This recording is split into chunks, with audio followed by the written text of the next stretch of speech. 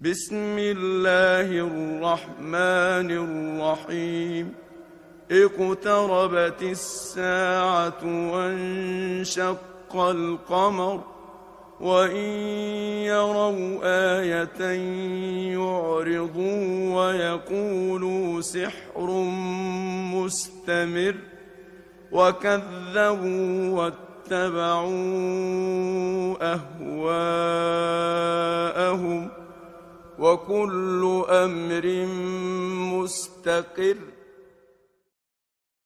Rapporté dans les Sunan de Abu Daoud que le messager de Allah sallallahu alayhi wa sallam, il a dit à un compagnon qu'on appelait Thawban radiyallahu anhu, il a dit kayfa bika ya Thawban idha tada'at alaykum al-umam tada'iyakum ala qasrati ta'am tusibuna minhu. Comment tu serais, ô Thawban, si les autres communautés, les communautés non musulmanes, entouraient la communauté musulmane, tadariyakum ala qasrati ta'am, tout comme vous vous entourez un plat de nourriture, tusibuna minhu, vous prenez ce que vous voulez dans le plat de nourriture.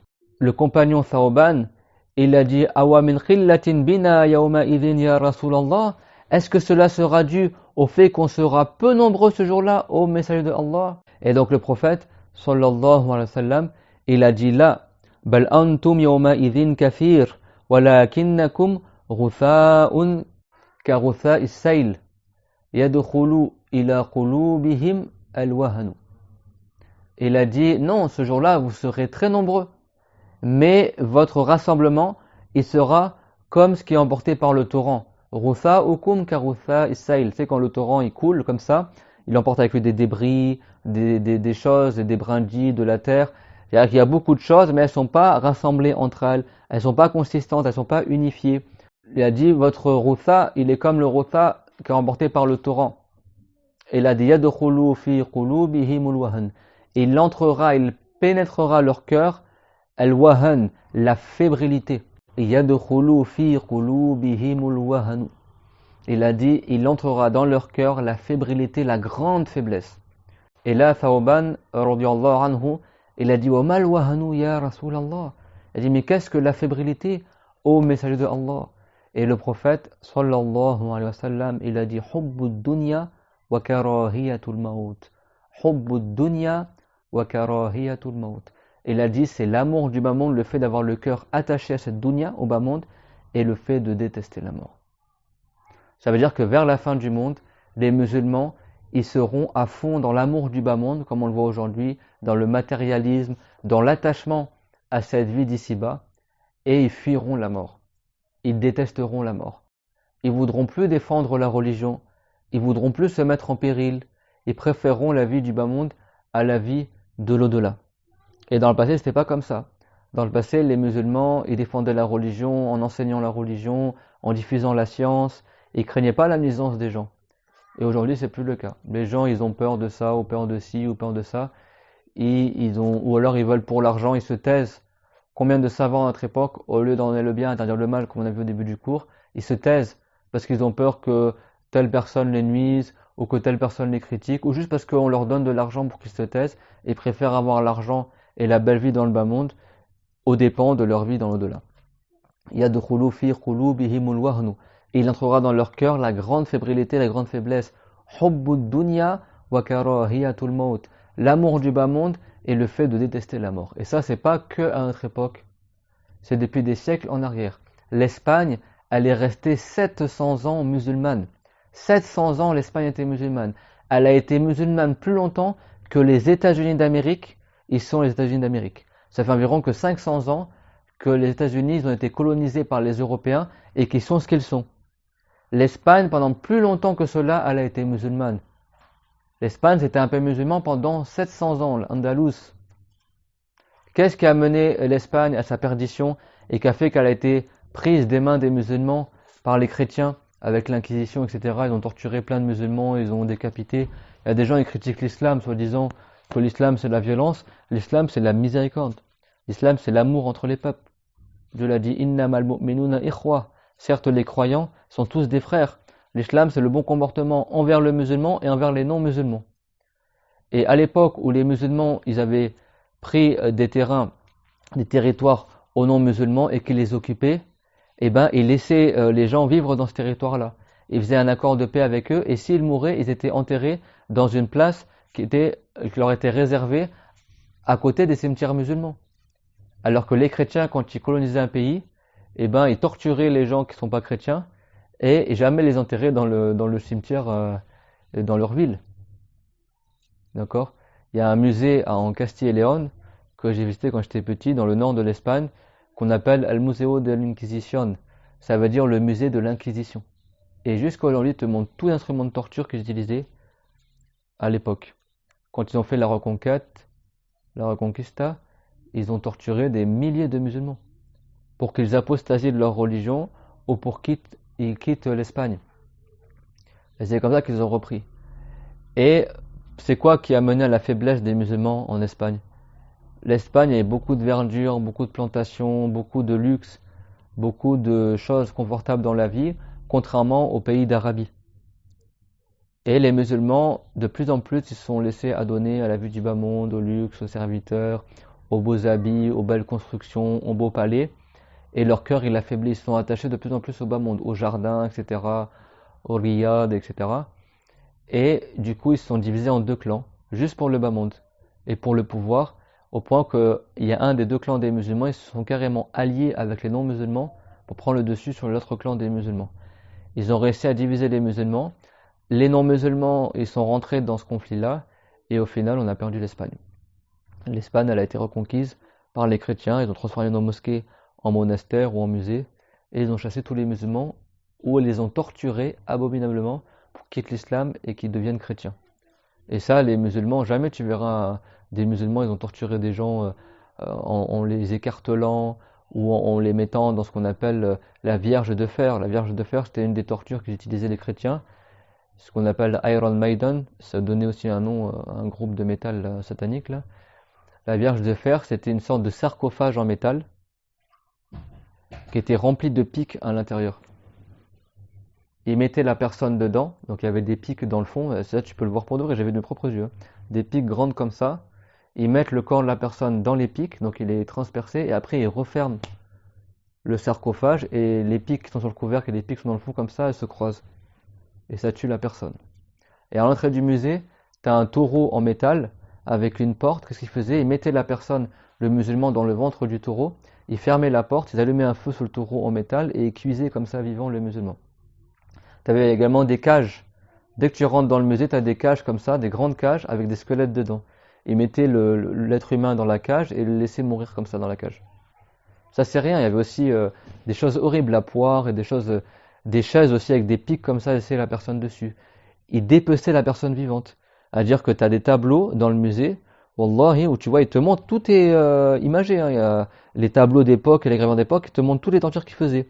Par exemple, ils mettaient une personne comme ça, ils mettaient des chevaux qui partaient dans ce sens-là et d'autres chevaux qui partaient dans ce sens-là. Ils attachaient les bras et les jambes de la personne aux chevaux, ils faisaient les chevaux dans ce sens-là et dans ce sens-là et ils écartelaient la personne vivante comme ça.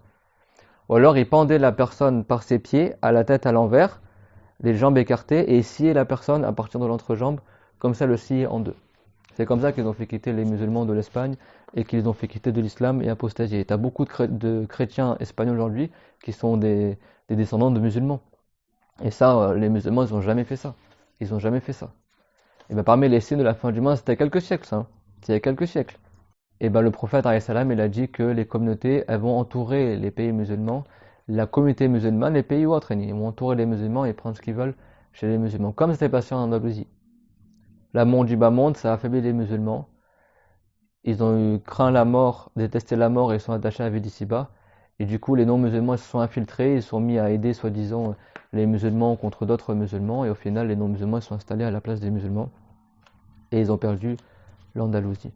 Si les compagnons, ils avaient la même motivation que nous pour enseigner l'islam et propager l'islam, bien sûr, on propage l'islam également par l'enseignement, par le bon comportement, en montrant l'exemple, pas comme ils font beaucoup malheureusement, de musulmans du bled. Et ça, c'est un conseil pour tous les musulmans qui viennent du bled, qui habitent au Maghreb ou en Afrique, tout ça, et qui viennent en France ou en Europe, montrer le bon comportement aux non-musulmans. Subhanallah, il y a énormément de musulmans qui vivent en France aussi, qui vivent en Belgique, qui vivent en Allemagne, Il y a beaucoup de gens qui disent ah bah c'est un pays mécréant, on va voler, on va mentir, mais ça c'est haram. Ça amène la nuisance aux musulmans. Tous les musulmans qui vivent dans ces pays-là, après, on nous fait la guerre, on subit le racisme à cause de quoi?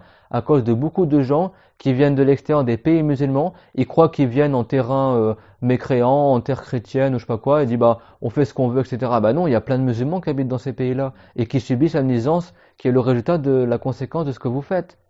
Les non-musulmans, ils voient comment ils sont les musulmans. Et beaucoup de non-musulmans, ils rentrent en islam par le bon comportement des musulmans. Et il y a beaucoup de gens aussi aujourd'hui en Europe qui critiquent l'islam et qui sont racistes envers les musulmans. Pourquoi? Parce qu'ils voient des musulmans le mauvais comportement que l'islam n'a jamais enseigné. Que l'islam n'a jamais enseigné.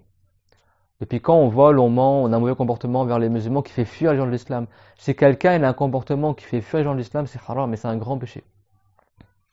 Parce que nous, on appelle les gens à l'islam. À Darwa, c'est appeler les gens à l'islam. Tous les prophètes ont été envoyés pour appeler les gens à l'islam, pas pour repousser les gens de l'islam. Qu'est-ce qu'a dit le prophète Mohammed, comme ça rapporté dans le sort de Muslim et d'autres, quand il a envoyé Mu'adh ibn Jabal et Abu Musa al-Ash'ari au Yémen? Il a dit Bashira wa la tunaffira, yassira wa la tu'assira. Annoncez la bonne nouvelle et ne faites pas fuir les gens. Facilitez pour les gens et ne rendez pas la tâche compliquée. Le prophète, il a envoyé Abu Musa al-Ash'ari et Mu'adh ibn Jabal au Yémen, qui n'étaient pas musulmans à cette époque-là, à deux personnes uniquement. Un des deux, il a pris les vallées, les terrains basses, et l'autre, il a pris les terrains montagneux. À deux, ils ont conquis tout le Yémen. Ils ont appelé les Yéménites à l'islam, et tout le Yémen est devenu musulman avec deux personnes. C'est pas avec une armée, avec la guerre, non. Avec deux savants mujtahids qui ont été envoyés au Yémen pour appeler les gens à l'islam, par leur bon comportement, par leur sagesse, par leur application à l'islam, que le prophète, il a dit, Bashira wa la tunaffira, annoncez la bonne nouvelle aux gens et ne le faites pas fuir de l'islam. Wa yassira wa la tu'assira, facilitez les affaires et ne les rendez pas compliquées. Par leur bon comportement, ils ont fait entrer en islam tout le Yémen. Abu Musa al-Ash'ari et Mu'adh ibn Jabal, radiyallahu anhuma. C'est ça l'exemple des musulmans. Même si tu vas en terre qui n'est pas musulmane, tu montres le bon comportement. Subhanallah. On subit beaucoup de nuisances en Europe à cause de ces Maghrébins, et c'est surtout les Maghrébins malheureusement, et moi j'aime beaucoup les Maghrébins, et il y a beaucoup de bien chez eux, mais j'ai l'impression que ceux qui viennent en Europe, c'est les pires parmi eux, ils n'arrivent pas à faire le haram dans leur pays, donc ils viennent en France pour faire le haram en France. Et ils mentent et ils boivent, on les voit, hein, ceux qui sont dans les métros, qui vident leur bouteille d'eau et qui mettent de l'alcool à la place, pour pas que les musulmans ils voient qu'ils boivent de l'alcool en cachette. Ceux qui font la fornication, combien d'Africains ils viennent en France, ou même des gens qui viennent d'Orient, etc. Ils viennent en France pour faire la fornication, pour faire les péchés qu'ils ne peuvent pas faire dans les pays musulmans, ils viennent les faire en France ou en Europe, et qui boivent de l'alcool, et qui sortent en boîte de nuit, qui sortent avec des filles, etc., qui font le haram, qui se comportent n'importe comment quand ils se marient, ils bloquent les autoroutes en France, ils montrent tout ce qui repousse les gens de l'islam, subhanallah, tout ce qui est le contraire de ce que le prophète nous enseignait, tout ce qui est le contraire du bon comportement que le prophète nous enseignait. La yu'minu ahadukum hatta yuhibba linnasi ma yuhibbu li nafsihi. Le prophète il a dit, l'un d'entre vous n'aura pas la foi complète jusqu'à qu'il aime pour les gens ce qu'il aime pour lui-même. Et pour les gens, ça englobe les musulmans et les non-musulmans. La yu'minu ahadukum hatta yuhibba linnasi ma yuhibbu li nafsihi. L'un d'entre vous n'aura pas la foi jusqu'à qu'il aime pour les gens, c'est-à-dire qu'ils soient des musulmans ou des non-musulmans, ce qu'il aime pour lui-même. C'est-à-dire il n'aura pas la foi complète. Il ne sera pas quelqu'un de vertueux. Donc ça, c'est mon conseil à tous ces gens-là qui viennent en France. Gardez le bon comportement et montrez l'exemple aux musulmans et aux non-musulmans, surtout vous qui venez des pays musulmans. Parce que au bled, quand tu vas au Maroc, quand tu vas en Algérie, quand tu vas en Tunisie, quand tu vas au Sénégal, quand tu vas au Mali, tout ça, les gens là-bas, ils ne se comportent pas comme les jeunes ils se comportent en France ici. Les gens là-bas, ils ont le respect et le bon comportement. Alors pourquoi quand en France, on voit du n'importe quoi sous prétexte que c'est un pays de koufars, etc. Non. Tout mauvais comportement qui revient à nuire à la communauté musulmane, c'est haram. Et tout ce qu'ils font là, ces jeunes en France, c'est haram. Parce que à cause d'eux, les Français, ils ont mauvaise image de l'islam. À cause d'eux, les non-musulmans, ils n'ont pas envie de connaître l'islam et ils mentent sur les musulmans et ils se moquent des musulmans et ils combattent les musulmans. Et tout ça, c'est une nuisance pour l'islam. Et tout ça, c'est haram. En islam, on garde le bon comportement envers les musulmans et envers les non-musulmans. Et combien de gens, à l'époque du prophète, à l'époque du compagnon, à l'époque du salaf, ils sont entrés en islam et ils ont aimé les musulmans par leur bon comportement. Et ceux qui ne sont pas convertis, ils ont accepté quand même de vivre en bons termes avec les musulmans. Pendant des siècles, au Maroc, en Algérie, en Palestine, il y avait les chrétiens et les juifs qui vivaient en paix parmi les musulmans. Et qui avaient des amis musulmans et tout se passait bien. Il faut faire attention au mauvais comportement parce que ça fait fuir les gens de l'islam et ça amène que du mal pour les musulmans. Donc ça c'est vraiment mon conseil, lillahi ta'ala, du fond du cœur. Il n'y a pas de racisme en islam. Il n'y a pas de racisme en islam. Nous on aime les musulmans, les gens qui soient des musulmans de Turquie, d'Indonésie, du Maroc, du Maghreb, tout ça. Mais nous on aime que les musulmans ils montrent une bonne image de l'islam. Et combien les Marocains sont connus par leur générosité et également les Tunisiens et les Algériens par leur bon comportement, tout ça. Alors quand ils viennent en France, les gens là qui n'ont pas appris la religion, qui viennent pour la dunya, parce qu'ils viennent, beaucoup ils viennent que pour l'argent, et ben qui montrent une belle image de l'islam. Parce qu'il y a beaucoup de gens qui se convertissent grâce à ça, et au moins ça nous évite des nuisances aussi. Et ça renforce la communauté. Subhanallah wa bihamdihi, subhanallah al-azim. Faire attention à ça. Le prophète, il a dit Innama bu'ithtu liutammima makarim al-akhlaq. Ça veut dire certes, je n'ai été envoyé que pour parfaire le bon comportement, pour amener la touche finale au bon comportement. Et Dieu il a dit wa innaka la'ala khuluqin 'azim. Certes, tu es sur un comportement éminent. Et le prophète alayhi salam, il a dit ma min shay'in athqalu fil mizan yawm al-qiyamah min husnil khuluq. Il n'y a pas une chose qui pèsera plus lourd dans la balance au jour dernier que le bon comportement. Il n'y a pas une chose qui pèsera plus lourd, c'est-à-dire que c'est parmi les choses qui rapportent le plus de récompenses. Bien sûr, il y a meilleur que ça, mais c'est parmi les meilleures choses en islam. Ma min shay'in athqalu fil mizan yawm al-qiyamah min husnil khuluq. Il n'y a pas une chose qui est meilleure, qui pèsera le plus lourd dans la balance. Parmi les choses qui pèseront le plus lourd dans la balance, c'est quoi? C'est le bon comportement. Il y a beaucoup de hadiths de se comporter en bien envers son voisin, de se comporter en bien envers sa femme et ses enfants. Le prophète alayhi salam, il a dit wa mazala Jibril yusini bil jar hatta dhanantu annahu sayuwarrithu.